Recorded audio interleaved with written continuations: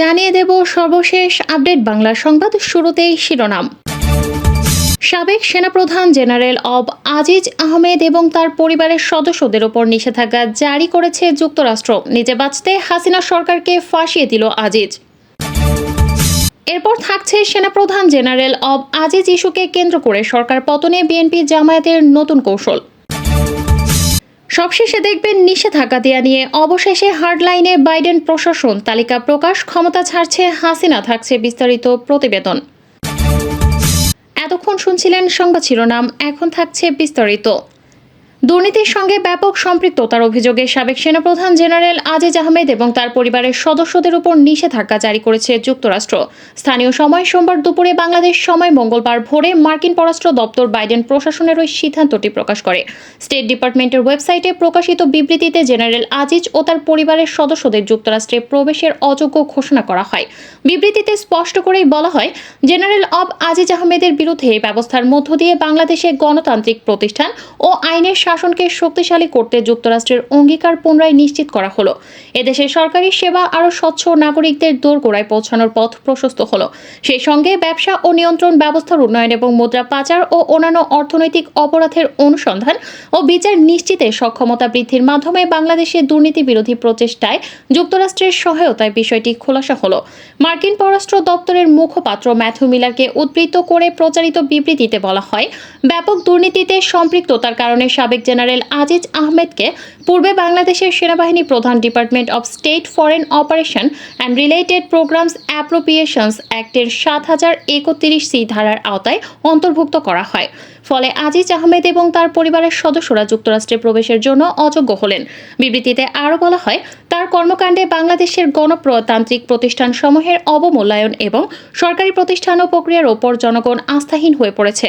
মার্কিন পররাষ্ট্র দপ্তর বলছে, আজিজ আহমেদ তার এক ভাইকে বাংলাদেশে অপরাধমূলক কর্মকাণ্ডের জন্য জবাবদিহি এড়াতে সহযোগিতা করেন। এটা করতে গিয়ে তিনি নিয়মতান্ত্রিক প্রক্রিয়ায় হস্তক্ষেপের মাধ্যমে উল্লেখযোগ্য দুর্নীতি করেন। এছাড়া অন্যায্যভাবে সামরিক খাতে কন্ট্রাক্ট পাওয়া নিশ্চিত করার জন্য তিনি তার ভাইদের ঘনিষ্ঠভাবে সহায়তা করেন।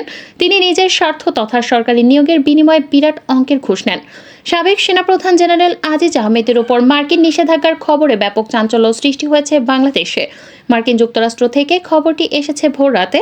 তখন বাংলাদেশের মানুষ সবাই ঘুম থেকে উঠে তারা এই আলোড়ন সৃষ্টিকারী খবরটি দেখতে পান। জেনারেল আজিজ ক্ষমতার অপব্যবহার ও দুর্নীতি নিয়ে বরাবরই আলোচিত। যুক্তরাষ্ট্র অনেক আগেই তার উপর নজর রাখছিল।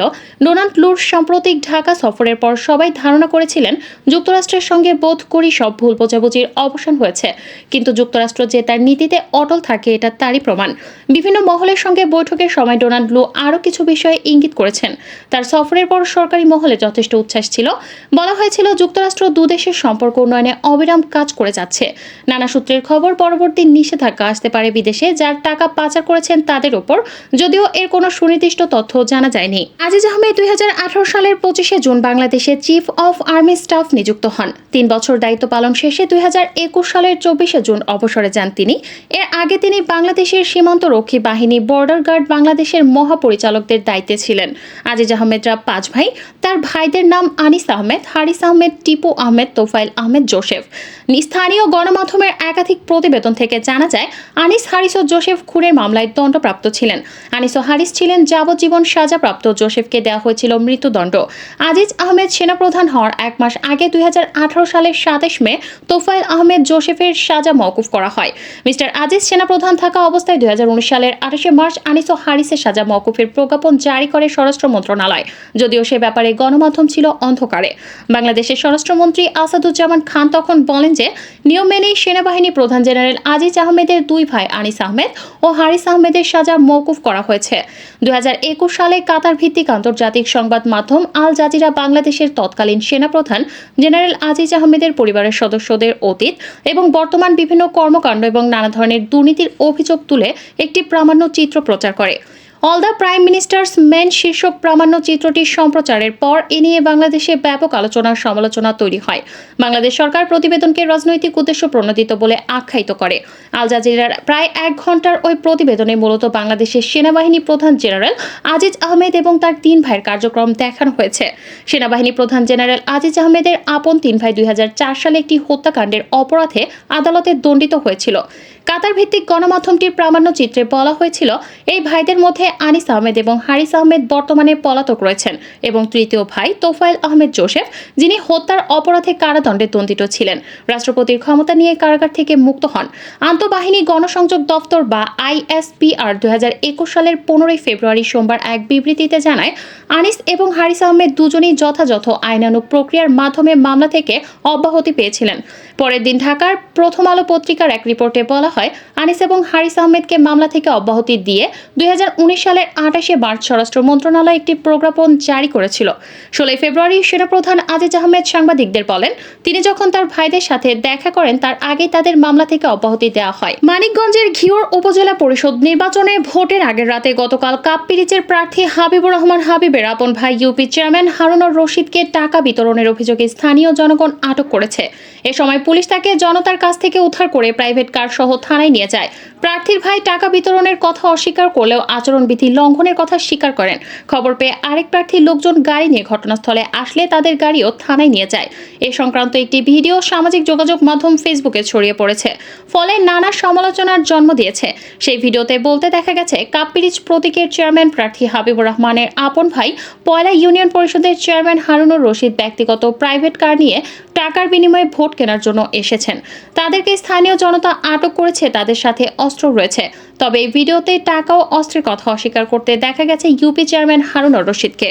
বাংলাদেশি পণ্যের জন্য জিএসপি সুবিধা পুনরায় বহালের বিষয়ে যুক্তরাষ্ট্রের মুখপাত্রের কাছে নতুন করে জানানোর মতো কোনো তথ্য নেই। যুক্তরাষ্ট্রের পররাষ্ট্র মন্ত্রণালয়ে 20 মে এক ব্রিফিংয়ে মুখপাত্র ম্যাথু মিলারের বক্তব্য থেকে কথা পরিষ্কার হয়েছে। তার কাছে সাংবাদিক মুশফিকুল ফজল আনসারির প্রশ্ন ছিল এমন, যুক্তরাষ্ট্র কি বাংলাদেশি পণ্যের জন্য জিএসপি সুবিধা পুনরায় বহালের কথা বিবেচনা করছে?